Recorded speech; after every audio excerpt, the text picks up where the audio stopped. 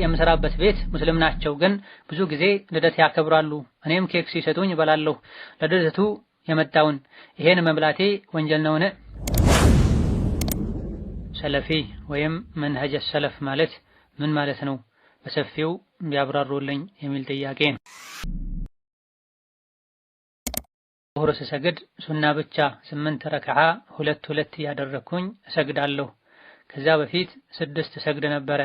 ከዙህር በፊት 4፣ ከዙህር በኋላ 4 ሱና ሶላት የሰገደ አላህ በሱ ላይ ጀሀነም ሐራም ያረግበታል ሲሉ ሰምቼ ነው። እንዴት ይታያል ቢያብራሩልኝ የሚል ጥያቄ ነው። አልሐምዱሊላህ ሐምደን ከሲረን ጠይበን ሙባረከን ፊህ ከማ ዩሒቡ ረቡና ወየርዳ ወሰላቱ ወሰላሙ ዐላ ነቢይና ሙሐመድን ወዐላ አሊሂ ወአስሐቢሂ ወመን ኢህተዳ ቢሁዳሁ ወተበዐ ሱነተሁ ኢላ የውሚዲን። አላሁመ ላ ዒልመ ለና ኢላ ማ ዐለምተና ኢነከ አንተል ዐሊሙል ሐኪም። ያ ሙዐሊመ አደመ ወኢብራሂም ዐልምና ወያ ሙፈሂመ ሱለይማነ ፈሂምና። አዑዙ ቢከ አላሁመ አን አቁለ ፊከ ማ ለይሰ ሊ ቢሂ ዒልሙን ፈአضለ ወኡضል ወአስአሉከ አላሁመ አን ተጅመዐ ሊ በይነ ሰዋቢ ወተዋብ። ثم ما بعد ይህ ከተማሪዎች ለሚመጡ ጥያቄዎች መልስ የምንሰጥበት ዛዱል መዓድ ፈታዋ ነው። ዛሬ ከምናያቸው ጥያቄዎች የመጀመሪያው ሰለፊ ወይም መንሀጀ ሰለፍ ማለት ምን ማለት ነው? በሰፊው ቢያብራሩልኝ የሚል ጥያቄ ነው። ሰለፊ ማለት ያለፉ ቀደምቶችን የሚከተል ማለት ነው። መንሀጀ ሰለፍ ማለት ደግሞ የቀደምቶች መንገድ ጎዳና አካሄድ ማለት ነው። በመልካምና በጥሩ ጎዳና ላይ ያለፉ የአላህ ባሮች፣ ነቢያቶች፣ ተከታዮቻቸው፣ ሱሐቦች፣ ታቢዒዎች ከዛም በኋላ የነበሩ የአላህን የረሱልን አለይሂ ሰላቱ ወሰላም መንገድ የሚከተሉ ሰለፍ በመባል ይታወቃሉ። የእነሱን መንገድ የሚከተል ደግሞ ሰለፊ ይባላል። የአላህን ተባረከ ወተዓላ ስምና ባህሪያትን በተመለከተ እምነታችንን በተመለከተ ቁርአን ሐዲስን መገንዘብና መረዳትን በተመለከተ ዒባዳ አደራረግንም በተመለከተ ቀደምት አላህ ተባረከ ወተዓላ የመረጣቸው አማኞችን መንገድ ልንከተል ይገባናል። ነቢያችን ሰለላሁ ዐለይሂ ወሰለም ሱናዬን አደራ ብለዋል። የሶሐቦቻቸውን ሱና መንገድ ፈለግም እንድንከተል መክረዋል። ማንኛውም ነገር ከማድረጋችን በፊት ሶሐቦችና ታቢዒዎች አድርገውታል አላደረጉትም፣ እንደዚሁ ደግሞ በተለይ እምነት ነክ የሆኑ ጉዳዮች ላይ አንድን አቋም ከመያዛችን በፊት ሰለፎች ቀደምቶች እንዲህ አይነት አቋም ነበራቸው አልነበራቸውም ብለን ማጥናት ይጠበቅብናል። እምነታችንን ዲናችንን በተመለከተ አዳዲስ የሆኑ አስተሳሰቦች እስላም ውስጥ ገብተው እንዳይቀላቀሉ ጥሩ የሆነ ማጠሪያ ነው። ፈኢን አመኑ ቢሚስሊ ማ አመንቱም ቢሂ ፈቀድ ኢህተደው ብሏል አላህ ቁርአን ላይ። ነቢዩ፣ ሰሐቦች፣ ታቢዒዎች ያመኑትን አይነት እምነት ካመነን ትክክለኛው ጎዳና ላይ እንደሆነን አላህ ተባረከ ወተዓላ ነግሮናል። ነቢይም አለይሂ ሰላቱ ወሰላም ለፋጢማ እኔ ላንቺ መልካም ሰለፍ ነኝ ብለዋታል። የኔን መንገድ ተከታይ ማለታቸውን። ሌላኛው ጥያቄ ዙህር ስሰግድ ሱና ብቻ 8 ረክዓ ሁለት ያደረኩኝ እሰግዳለሁ። ከዛ በፊት 6 እሰግድ ነበረ። ከዙህር በፊት 4፣ ከዙህር በኋላ 4 ሱና ሶላት የሰገደ አላህ በሱ ላይ ጀሀነም ሐራም ያረግበታል ሲሉ ሰምቼ ነው። እንዴት ይታያል ቢያብራሩልኝ የሚል ጥያቄ ነው። ነቢያችን ሰለላሁ ዐለይሂ ወሰለም መን ሶላ ቀብለ ዙህሪ 4 ወበዕደሃ 4 ሐረመሁ ላሁ ዐለ ናር ብለዋል። ፊማ ረዋሁ ትርሚዚዩ ወገይሩሁ። ከዙህር በፊት 4 ረክዓ ከዙህር በኋላ 4 ረክዓ የሰገደ አላህ ተባረከ ወተዓላ እሱን ጀሀነም ላይ ሐራም ያደርግባታል፣ የጀሀነም እሳት አትነካውም ብለዋል። እዘን ከዙህር ሶላት ጋር ተያይዘው የሚሰገዱ ሱናዎችን በተመለከተ ከፊት 4 ከኋላ 4 ነው ያለው፣ ወይም ደግሞ ከፊት 4 ከኋላ 2 ማድረግ ይቻላል። ሁለቱም በሶሒህ ሐዲስ ተነግሯል። እንደዚሁ በሌላ ዘገባ ነብዩ ሰለላሁ ዐለይሂ ወሰለም ከዙህር በፊት ልክ ፀሐይ ወደ ምዕራብ ወደ መጥለቂያዋ ዘንበል ስትል ነብዩ 4 ረካ ይሰግዱ ነበር። አቡ አዩብ አልአንሳሪ ያ ረሱላህ እነዚህ ሶላቶችን ሁሌ ትሰግዳለህ ብዬ ስጠይቃቸው አዎን፣ በዚህ ሰዓት ፀሐይ ወደ መጥለቂያዋ ከኩለ ሰማይ ወደ መጥለቂያዋ ዘንበል ስትል የሰማይ በር ይከፈታል። ዙህር እስኪሰገድ ድረስም ይህ በር አይዘጋም። በዚህ ሰዓት ኸይር ስራ ወደ አላህ ወደ ሰማይ እንዲወጣልኝ ፈልጌ ነው የሚል ምላሽ እንደሰጡ የሚያሳይ ዘገባ አለ። ይሄን የተወሰኑ ዑለሞች የዘዋል ሱና ነው ያሉበት ሁኔታ አለ። ሌሎች ደግሞ የዙህር ቀብልያ ራሱ ነው የዙህር ወቅት ከገባ በኋላ ነው የሚሰግዱት ያሉበት ሁኔታም አለ። በመሰረቱ ሱና ሶላቶች ሁለት ረካ እየተደረጉ ነው። በየሁለት ረካው ያሰላመቱ ነው የሚሰገዱት። ይህ ላይ ግን እንደ ዘዋል የሚሰገደው 4 ረካ ላይ 4ቱ በመደዳ በአንድ ተስሊም ብቻ ወይም በአንድ ተህያቱ እንደሚሰገድ ተነግሯል። አሻሂድ ከዙህር በፊት 4 በ2 ተስሊም፣ ከኋላ 4 በ2 ተስሊም አው ሱና ነው። ከነብዩ ሰለላሁ ዐለይሂ ወሰለም የተገኘ አጅርም የተነገረለት ተግባር ነው። ከፊት 4 ከኋላ 2 ብቻ አድርጎ 6 ማድረግ ይቻላል። እንደዚሁ ደግሞ ልክ ፀሐይ ወደ መጥለቂያዋ ዘንበል ስትል ሱነተ ዘዋል የሰማይ በር የሚከፈትበት ወቅት ተብሎ 4 ረካ በአንድ ተስሊም መስገድ ይቻላል፣ በ2 ተስሊምም መስገድ ይቻላል። ይሄን የዘዋል ሱና ተደርጎ ታስቦ ዙህር እንደገባ ይመጣ እንደተባለ ቀብልያውን ራሱን የቻለ 4 አድርጎ መስገድም ይቻላል። የተለያዩ ተጨማሪ ሱና ሶላቶች አሉ። ነብዩ ሰለላሁ ዐለይሂ ወሰለም ይሰግዷቸው እንደነበረ የተነገረላቸው። አሊ ኢብኑ አቢ ጣሊብ ነብዩ ሰለላሁ ዐለይሂ ወሰለም ይሰግዱት የነበረውን ሶላት እስቲ ንገረን፣ ስንት ነበር? እንዴት ነበር አሰጋገዳቸው ሲባሉ የእሳቸውን አሰጋገድማ ማን ይችላል ብለው ሁሉ መልሰዋል። አሊ ኢብኑ አቢ ጣሊብ የተለያዩ በርካታ ሶላቶችን ይሰግዱ እንደነበረ የሚያሳይ ነው። የቻልነውን ያክል ልንሰግድ፣ ለየት ያለ አጅር ስላለው አንድ ሶላት ስንሰማ ቢያንስ እንኳን በህይወት በእድሜያችን አንዴ ልንሰግደው ከቻለን ሁሌ ልንሰግደው ይገባል። ምንም እንኳን መሰረቱ ግዴታ የሚሆኑት 5 ወቅት ሶላቶች ከመሆኑ ጋር ማለት ነው። ሌላኛው ጥያቄ ፈጅር ሶላት በእንቅልፍ ምክንያት ቢያልፈኝ በተነሳው ወቅት የምሰግደው በፊት ሱናን ነው ወይስ ፈርዱን ነው ማስቀደም ያለብኝ የሚል። በእንቅልፍ ምክንያት ሶላትን ማሳለፍ ተገቢና አደብ አይደለም። አስቀድሞ ጥንቃቄ ማድረግ፣ በጊዜ መተኛት፣ ለሶላት ለመነሳት የሚያስፈልጉ አጋዥ ነገሮችን ማድረግ ያስፈልጋል። ይሄን ሁሉ ጥንቃቄ ከማድረግ ጋር ሶላት ወቅት ያለፈበት ሰው እንደተነሳ እንዳስታወሰ መስገድ ይችላል። ጥንቃቄ ከማድረግ ጋር እንቅልፍ ጥሎ አሊያ ደግሞ ከቸልተኝነት ያልመነጨ በሆነ መርሳት ምክንያት ሶላት ማለፉ አላህ ዘንድ አያስወቅስም። ሆን ብሎ አውቆ ቸላ ብሎ ማሳለፍ ነው የሚያስወቅሰው። በቂ ጥንቃቄ ከማድረግ ጋር እንቅልፍ ጥሎት ሶላት የረፈደበት ሰው እንደተነሳ አዳም ብሎ ቀብሊያውን ሰግዶ ከዛ ይቃም ብሎ ሱና ይሰግዳል። ነቢያችን ሰለላሁ ዐለይሂ ወሰለም ጉዞ ላይ ሆነው ፈጅር ሊደርስ አካባቢ ሌሊት ላይ ተኝተው ነገር ግን ለጥንቃቄ ማን ነው ሶላታችንን የሚጠብቅልን ወይም ለሶላት እንዲቀሰቅስልን ሳይተኝ የሚቆየን ማን ነው ብለው ቢላል ረዲየላሁ ዐንሁ አርዳ እኔ ብለዋቸው እሳቸውም እየጠበቁ ትንሽ እንደቆዩ እንቅልፍ ጥሏቸው ኋላ ላይ ሶላት ወቅት አልፎ ፀሐይ ወጥቶ ፀሐይ ሲመታቸው ከእንቅልፋቸው ተነስተዋል። ከዛ በኋላ ነቢ ከዛ ቦታ ፈቀቅ እንዲባል አዘው ውዱእ ተደርጎ አዳን ተብሎ ሱና ተሰግዶ ፈርዱ ሶላታቸውን ሰግደዋል። ባይሆን ሶላቱ ወቅት የተገኘበት ወይም ከእንቅልፍ የተነሱበት ወቅት የሶላቱ ወቅት እየወጣ ሳለ በጣም ውስን ደቂቃዎች ቀርተው ከሆነ ይሄኔ ፈርዱ ይሰገድና ከዛ ሱና ይሰገዳል። ጊዜው ሰፊ ከሆነ ሱና ከዛ ፈርዱ ይሰገዳል። ጊዜውም አልፎ ወጥቶ ከሆነ ሱና ከዛ ፈርዱ ይሰገዳል። ጊዜው ጠባቡ ወቅት ላይ የሶላቱ ወቅት እየወጣ ለፈርዱ እንጂ ማይበቃው ወቅት ላይ ከሆነ ደግሞ የተነሱት ፈርዱ ይሰገድና ከዛ በኋላ ሱና ይሰገዳል። ሌላኛው ጥያቄ ሶላተል ለይል ስሰግድ ጓደኛዬ ካስለመድሽ ሁል ጊዜ እንደ ዋጅብ መስገድ አለብሽ ትለኛለች፣ ግዴታስ ይሆናል? እንዲሁም ከሶላተል ለይል 2 ረካዓ ሰግደን 1 ዊትር ወይም 4 ሰግደን 5ኛ ዊትር ስንሰግድ ግዴታ እንደገና መነየት አለብኝን የሚል ጥያቄ ነው። የሌሊት ሶላት መስገድ ከደጋግ ከአላህ ባሮች መገለጫ መሃል አንዱ ነው። ወንጀልን ያራግፋል። አላህ ዘንድ ተባረከ ወተዓላ ትልቅ ደረጃን ያሰጣል።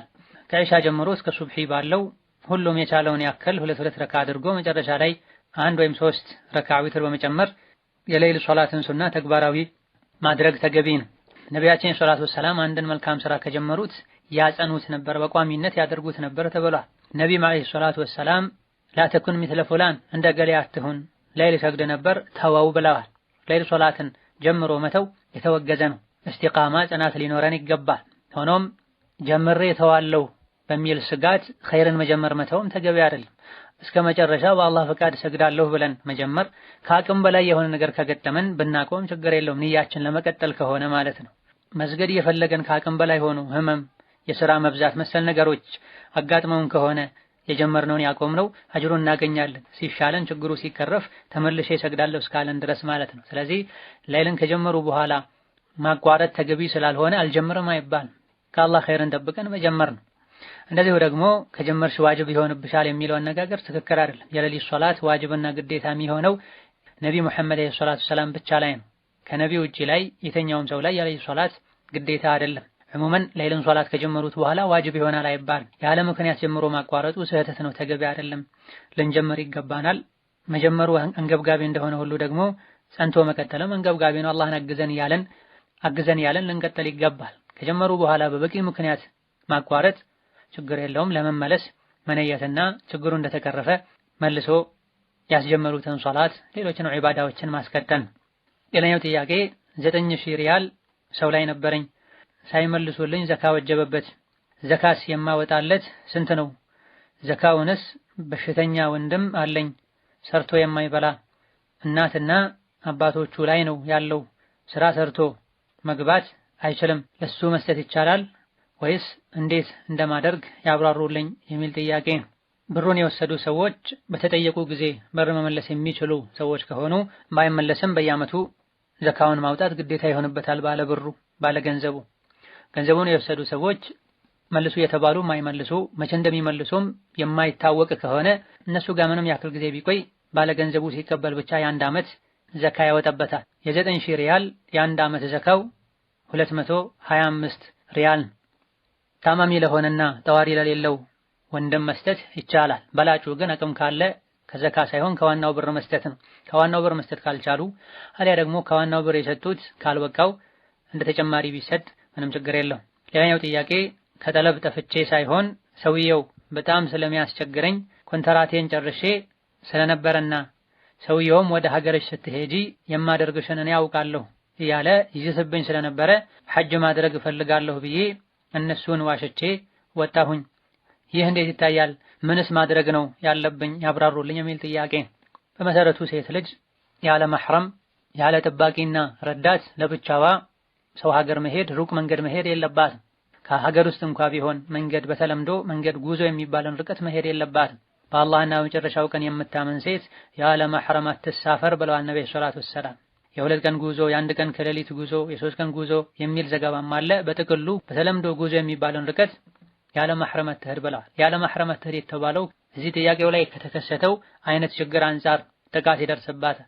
አካሏ ላይ መንፈሷ ላይ የተለያዩ ጥቃቶች፣ ጉዳቶች ሊደርሱባት ይችላሉ። እንደዚሁ ደግሞ ሴት ልጅ በዲናችን የላቀ ክብር አላት።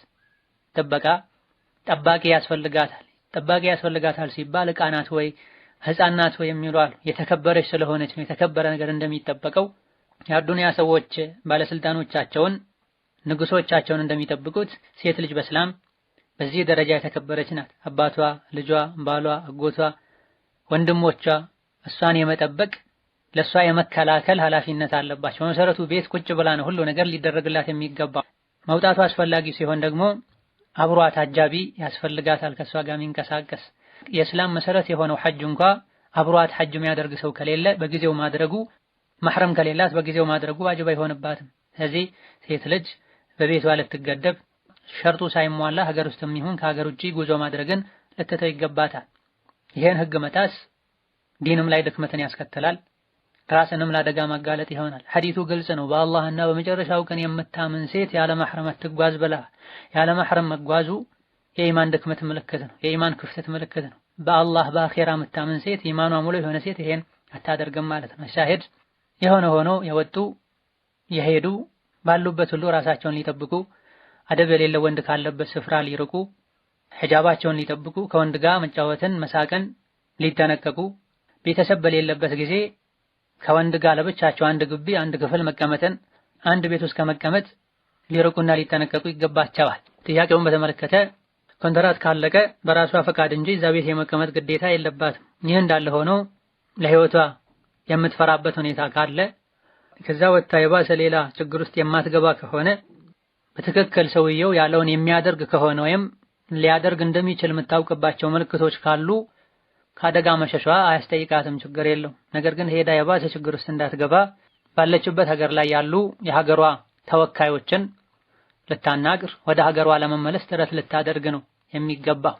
ሐጅ ሳያደርጉ ላደርግ ነው ብሎ መዋሸቱ ተገቢ አይደለም። በዚህ እንጂ በምንም መልኩ ከነሱ ማምለጥ እንደማትችል እርግጠኛ ከሆነች ይሄኔ ለضرورة ለችግር ማድረጉ ችግር የለው። ነገር ግን ከዛ በፊት ጓደኛ ማማከር፣ ያሉበት ሀገር ላይ የሚገኝን የሀገርን ኤምባሲ ወይም ኃላፊዎችን ማማከር፣ ቤተሰብ ደውሎ ማናገር ያስፈልጋል። ይሄ ሁሉ ታይቶ አማራጭ ከጠፋ ማምለጫ መንገድ ይሄ ብቻ ከሆነ ቢጠቀሙት ችግር የለም። ይበልጥ ደግሞ ቀጣዩ ጥያቄም ተመሳሳይ ስለሆነ ከሱም ላይ ተጨማሪ መልስ ማግኘት ይቻላል። ሰባተኛው ጥያቄ አሰሪዬ ስትቆጣኝ ስትጮህብኝ በጣም ነውና የምፈራት ያልሰራሁትን ነገር ሰርቻለሁ እላታለሁ፣ በጣም ዋሻለሁ እንዳትቆጣኝ ብዬ ምን ላድርግ በመዋሸቴ የሚል ጥያቄ ነው።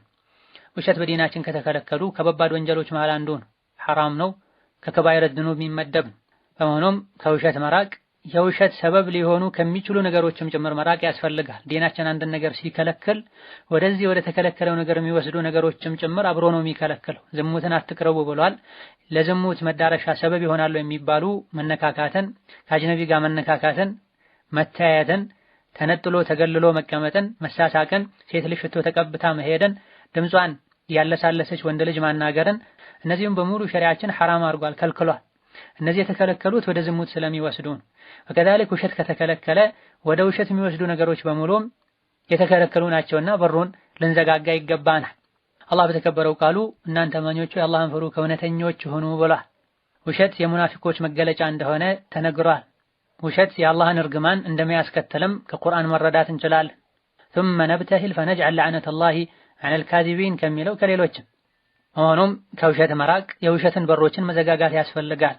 ከሷ ጋር መኖሩ የግድ እስከሆነ ድረስ ያስቆጣትን ነገር አውቆ መራቅ፣ በሆነ ባልሆነው ከሆነ የምትቆጣው ደግሞ ከሷ መራቅ ያስፈልጋል። ዲንን ለመጠበቅ ሲባል ውሸትን ከለመዱት ስር ይሰዳል፣ በቀላሉ አይለቅም፣ ቤተሰብን ከቤተሰብ ያቆራርጣል። መላስ ሲዋሽ ውሸት በምላስ ብቻ አይገደብም። ዓይንንም፣ እጅንም፣ እግርንም ሌሎችንም አካላትን የሚያሳትፍ ወንጀል ነው። ያላዩትን አየው ሲሉ ዓይንን እያስዋሹ ነው። ወዳልሄዱበት ሄጃለሁ ሲሉ እግርን ውሸታም እያስደረጉ ነው። ያልነኩትን ያልያዙትን ኢላ ገይሪ ዛሊክ። ስለዚህ ውሸት የከፋ ወንጀል ነው። ለዚህም ነው ደጋግ ቀደምቶች ውሸት የወንጀሎች ሁሉ ራስ ነው ያሉት። ሰዎች ላይ መዋሸት የጀመረ አላህ ላይ ይዋሻል፣ ነቢዩ ላይ ይዋሻል። አላህ ነቢዩ ያልከለከሉትን የተከለከለ ነው ይላል፣ ያልፈቀዱትን የተፈቀደ ነው ይላል። በዱንያ ጉዳይ መዋሸት የጀመረ በዲን ጉዳይ መዋሸት አይከብደውም። ዲን ላይ መዋሸት ደግሞ ከተራ ወንጀል ከተራ ውሸት ይልቅ ከፍ ያለ አላህ ላይ መቅጠፍ ዲንን መቀየር ውስጥ የሚገባ ስለሆነ መዘዙ የከፋ ስለሚሆን ከስር መሰረቱ ጀምሮ በሩን መዘጋጋት ነው። ውሸት ብዙ ጊዜ የሚመነጨው ወይም የተፈጥሮ ድክመት ያለበት ሰው ለሚያደርጋቸው ነገሮች ኃላፊነት የማይወስድ የውስጥ ጥንካሬ ከሌለው ሰው አሊያ ደግሞ ከላይ እስከታች በውሸት ከተሞላ ሰው ነው በሆነ ባልሆነው የሚዋሸው። እንደው ውሸትን አትልቀቅ ጥሩ ነው የተባሉ እስኪመስል ድረስ በቀላሉ ጠንከር ብለው ለሐቃቸው ቢሟገቱ ሊያገኙት በሚችሉት ነገር ላይ እንኳ ውሸትን አስቀድመው በሐላሉ ከስበው ማግኘት በሚችሉት የንግድ ሥራ ላይ ሁሉ ውሸትን በማስቀደም እንቅስቃሴያቸውን ኑሯቸውን በውሸት የሚመሩ ሰዎች አሉ። አኩል ሐል የእሷን ቁጣ ፈርቶ አላህ የሚያስቆጣ ነገር ማድረግ ተገቢ አይደለም። ከእሷ ጋር በግልጽ ተነጋግሮ ችግሩን መፍታት፣ ማይፈታ ከሆነ ደግሞ ከእሷ ቤት ለመውጣት መንገዶችን ማመቻቸት ተገቢና አስፈላጊ ነው። ያለ አግባብ ሰውን በዚህ ልክ መፍራትም አስፈላጊ አይደለም። እሷ እንድትቆጣ ሰበብ የሚያደርገው ነገር እየተቆጡት ያለው አካል ማድረግ ግዴታ የሚሆንበት ነገር ከሆነ ማድረግ አለበት። የራስን ድክመት ለመሸፈን እሷን መዋሸት ሌላ ተጨማሪ ወንጀል ነው የሚሆነው። አንድ ሰው ስራ ከተቀጠረ ይሄን ያክል ደሞዝ እሰጥሃለሁ፣ በቀን ይሄን ያክል ስራ ትሰራለህ ወይም ከዚህ እስከዚህ ሰዓት ትሰራለህ ከተባለ የተስማማበትን ሰዓት ሙሉ የተስማማበትን ቀን ሙሉ ሰርቶ እንጂ ሙሉ ደሞዙን መቀበል ሐላል አይሆንለትም። አማና አለበትና እቃን በአግባቡ መያዝ፣ ስራን አሳምሮና ጥርት አድርጎ መስራት፣ የሥራ ጊዜዎችን በሥራ ማሳለፍ የግድ ነው። ይሄን ሳያደርጉ ቀርቶ ክፍተት ተፈጥሮ ከሆነ አሰሪ የሚቆጣው በመሰረቱ ከልክ እስካላለፈ ድረስ ሐቁ ነው።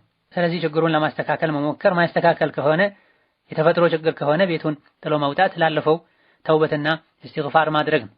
በመጨረሻም አስድቁ ሙንጂከ ወኢን ኺፍተሁ ተብሏል። እውነት ያድንሃል ብትፈራውም፣ ውሸት ደግሞ አደጋ ላይ ይጥልሃል ብታምነውም ተብሏልና ሰዎችን የዋሸን አይደለም ቁጣቸውን ማብረድ ያለብን፣ ሐቁን ጠንከር ብለን ሐቁን ተናግረን ነው ነገሮችን ማስተካከል ያለብን። ወሀከዛ ዋሽቶ ሰዎችን ለማረጋጋትና ለማስደሰት ከመሞከር ይልቅ ሐቁን ተናግሮ ሰዎችን አስቆጥቶ አላህን ተባረከ ወተዓላ እንዲደሰት ማድረግ ነው የሚሻል። አላህ ከተደሰተ ሰዎችም እንዲደሰቱ እንዲገባቸው ይቅርታ ሁሉ እንዲጠይቁ አላህ ያደርጋል። ልቦች በሱ እጅ ነውና ያሉት። ሰዎችን ለማስደሰት ብሎ ግን አላህን ካስቆጡ ከዋሹ የሰዎችን ልብ አላህ ቀይሮት ተዋሽቶላቸው እንኳ በመልሱ እንዳይረኩ ማድረግ ይችላልና ዓላማችን በአንደኛ ደረጃ መሆን ያለበት አላህን ማስደሰት ነው። ከአላህ ጋር እውነተኛ ከሆንን የሰውን ሐቅ ካልነካን፣ ሆን ብለን ካላጠፋን፣ ሰውን ካልበደለን ሰዎች የፈለጉትን ይበሉ የፈለጉትን ያድርጉ። ሰዎች አይደለም የሆነ ነገር ጎድሎባቸው ብዙ ሰዎች ጥሩ ነገር እንኳን ተደርጎላቸው አይብ መፈለግ ሰውን መበደል የሰዎች ባህሪ ነው። ወሉም ጀሁል ብሎ አላህ ተባረከ ወተዓላ ነግሮናልና ሁሌም ለማስደሰት መጣር ያለብን አላህን ብቻ ነው። ሌላኛው ጥያቄ ወንድሜ መሬት ነበረውና መሬቱን እንዳትሸጥ ከሸጥክ እኔና አንተ እህትና ወንድም አይደለንም ብዬ አልኩት። እሱም እሺ አለኝ። ከዛም ሳይነግረኝ መሸጡን ቤተሰቦቼ ነገሩኝ እና እህትህ አይደለሁም ባልኩበት ምን ማድረግ አለብኝ የሚል ጥያቄ ነው። ይህ ንያ ነው የሚወሰነው። ምን እንደተፈለገ በንያ ነው የሚታወቀው። መሐላ ከሆነ በመሰረቱ መሐላ በአላህ በስሞቹ በባህሪዎቹ ነው የሚሆነው። ይህ ዛሂሩ የመሐላ መስፈርትን አላሟላም። ነገር ግን ውስጥ ላይ ከተነየተበት በተለምዶ እንዲህ አይነቱን ንግግር ሰዎች ሲናገሩ እንደ መሐላ ከሆነ የሚቆጠረው ይሄኔ መሐላ ይሆናል። የመሐላና የከፋራ ህግጋትን ፉቃሃዎች የፍቅህ ክታቦች ላይ ሲዘረዝሩ ወይን ለም የዝኩር እስመላሂ ከአን ቃለ አሕሊፉ አው አሽሀዱ ወነሕዊሃ ዐዘምቱ አዕዚሙ ካለ ለም የኩን የሚነን ብለዋል። የአላህን ስም ካልጠራ ብቻ በደፈናው መሐላ ሊመስል የሚችልን ነገር ከተናገረ መሐላ አይሆንም ኢላ አን የንዊ ብሏል። መሐላን ነይቶበት ካልሆነ በስተቀር ውስጡ ላይ ግን መሐላ ከነየተበት ልክ እንደ መሐላ ይሆናል ብለዋል። ስለዚህ በመሰረቱ በዛሂሩ መሐላ አይሆንም። መሐላን ከነየቱበት ግን መሐላ ይሆናል። አታድርግ የተባለውን እምቢ ብሎ ካደረገ አታድርግ ያለው አካል የመሐላ ከፋራ ማውጣት ይጠበቅበታል። ነገር ግን ይህ ዛሂሩ የሚመስለው አታድርግ ብሎ ጠንከር ብሎ ማዘዝ ነው የሚመስለው። እንዳታደርግ በእህትነቴ በዝምድናችን ይዤሃለሁ እንደማለት ነው። አላህ በተከበረው ቃሉ ወተቁላህ አለዚ ተሳአሉነ ቢሂ ወልአርሐም ብሏል። በአንደኛው ተፍሲር እዚህ ውስጥ የሚገባ ነው። በአላህ ይሁንብህ በዝምድናችን ይሁንብህ የምትሉትን ዝምድና ፍሩት አትቁረጡት ተብሏል። እንዲህ እንድታደርግ ምያለው አልያ ደግሞ ይዤሃለሁ አድርግ ከተባለ አንድ ሰው ሺ ብሎ ቢያደርግ መልካም ነው። ነቢያችን ሰለላሁ ዐለይሂ ወሰለም ኢብራረል ሙቅሰምን አዘዋል። እንዲህ እንድታደርግ ምያለው እንዲህ ብያለው ያለላችሁን ሰው ያለውን አሳኩለት ብለዋልና ይሄን ማድረጉ ሱናና ተመራጭ ነው። ሆኖም አይ ብሎ ካደረገ መሐላ ከሆነ የነየቱበት ከፋራ ማውጣት ነው። ተረፈ በዚህ ዝምድና አይቆረጥም ሊቆረጥም አይገባውም። ወከዛሊክ እሱ የራሱ መሬት እስከሆነ ድረስ ለራሱ የሚበጀውን እሱ ካወቀ አካባቢው ላይ ካሉ ሰዎች ጋር ተመካክሮ ካደረገው መጀመሪያውንም እንዲህ አይነት ጠንከር ያለ አቋም ላይ አለመድረስም። ምናልባት ሞኝ ከሆነ ንብረት መያዝ የማይችል ከሆነ ለሱ ጥቅም ተብሎ ከሆነ የተባለው መሐላ ተፈልጎ ከሆነ የተባለው ከፋራ ይወጣል። መሐላ ካልተፈለገበት አንድ ነገር አታድርግ እያሉት እምቢ ብሎ አምጾ እንዳደረገ ነው የሚቆጠረው። አፍ መባባልና የነበረን ግንኙነት መቀጠል ነው። ሌላኛው ጥያቄ የምሰራበት ቤት ሙስሊም ናቸው፣ ግን ብዙ ጊዜ ልደት ያከብራሉ። እኔም ኬክ ሲሰጡኝ እበላለሁ። ለልደቱ የመጣውን ይሄን መብላቴ ወንጀል ነውን? ዲናችን ላይ እንደሚታወቀው ሁለት ዒድ ብቻ ነው ያለ።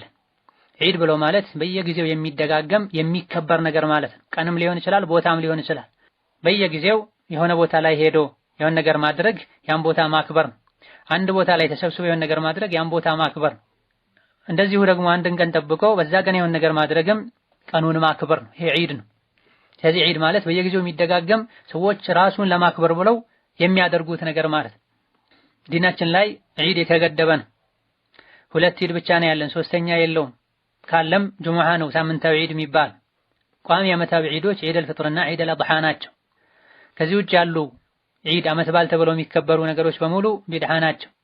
ነቢያችን ሰለላሁ ዐለይሂ ወሰለም መዲና ሲሄዱ የመዲና ሰዎች የሚያከብሯቸው ዒዶች ነበሯቸው። ይሄኔ ነብዩ ሰለላሁ ዐለይሂ ወሰለም ኢነላህ ቀድ አብደለኩም ቢሂማ ኸይረን ሚንሁማ ብለዋቸዋል። አላህ ከነዚህ እናንተ ከምታከብሯቸው የተሻሉ ሁለት ቀኖችን ተክቶላችኋል፣ እነሱም ዒደል አድሓና ዒደል ፊጥር ናቸው ብለዋል። ሌላ ሶስተኛ፣ አራተኛ፣ አምስተኛ ዒድ ቢኖር ነብዩ ሰለላሁ ዐለይሂ ወሰለም ያኔ ባስተዋወቁና በፈቀዱ ነበር። የነበረውን የጃሂልያ ዒድ አፍርሰው አዲስ ትክክለኛ አላህ የሚወደውን ዒድ ሲደነግጉ በሁለት ነው የገደቡት ነብዩ ሰለላሁ ዐለይሂ ወሰለም። ያን የሚፈቀድ ከመሆኑ ጋር ነብዩ አልተናገሩትም ካለን ነብዩን አጉድለዋል ብሎ ማማት ነው የሚሆን። አይ ነብዩ አልተናገሩትን እኔ ጨምራለሁ ካለን ደግሞ ከነብዩ ቀደም ማለት ነው የሚሆነው። ሱሐቦችም ከሁለቱ ዒዶች ውጪ ሌላ ዒድን አላከበሩም። ስለዚህ ራሱ ቢድዓ የሆነ ዒድ ላይ መሳተፍ አይቻልም። ለበዓሉ ስራ መስራትም አይቻልም። እንደዚሁ ደግሞ ቦታው ላይ ተገኝቶ በዓሉን በማድመቅ ተሳታፊ መሆንም አይቻልም። ይበልጥ ደግሞ ከካፍሮች ጋር መመሳሰል ካለበት ወንጀልነቱ የከፋ ይሆናል። የልደት በዓል ብሎ ማክበር ከካፍሮች የመጣ ነው። እነሱ ገደል ከገቡ ተከትለው ገደል መግባት የሚፈልጉ ሰዎች አሉ። በይፋ እናቱን የተገናኘ ካለ ከካፍሮች ከአይሁድ ከነሳራዎች ከኔ ኡመትም እነሱ ያደረጉት መልካም መስሎት እናቱን የሚገናኝ ይኖራል ብለዋል። አላህ ይጠብቀን።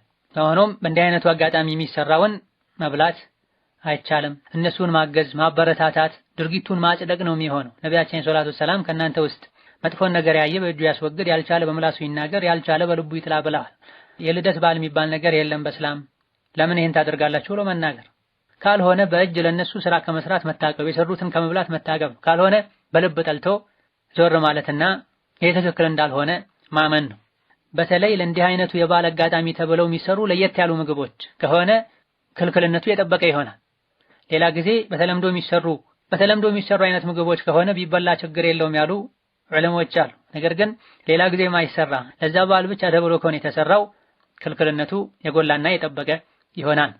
ሌላኛው ጥያቄ እኔ ኒቃብ ለባሽ አይደለሁም፣ ግን መሸፈን እፈልጋለሁ። ቁርአን ሳታከትሚና በጣም ዲነኛ ሳትሆኒ አትልበሽ ይሉኛል፣ ይህ እንዴት ይታያል የሚል ጥያቄ ነው።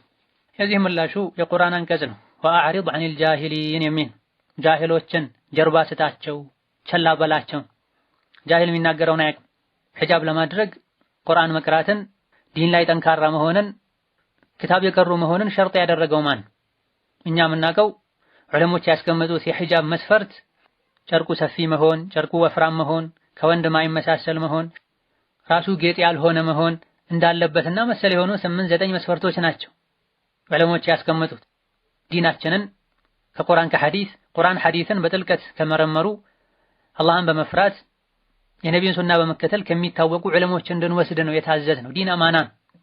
ቀደምቶች ይሄ ዒልም አማና ነው፣ አደራ ነው፣ ከማን እንደምትቀበሉ ከማን እንደምታደምጡ ከማን እንደምትማሩ እወቁ ብላ።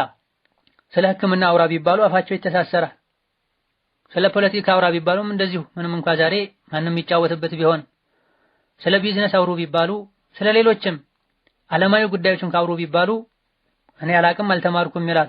ስለ ዲን ስለ ሸሪዓ ሲሆን ግን ሁሉም አፉን ይከፍታል። ይሄ ትልቅ አደጋ በአላህ ጥበቃ ስር ያለ መሆን ምልክት ነው።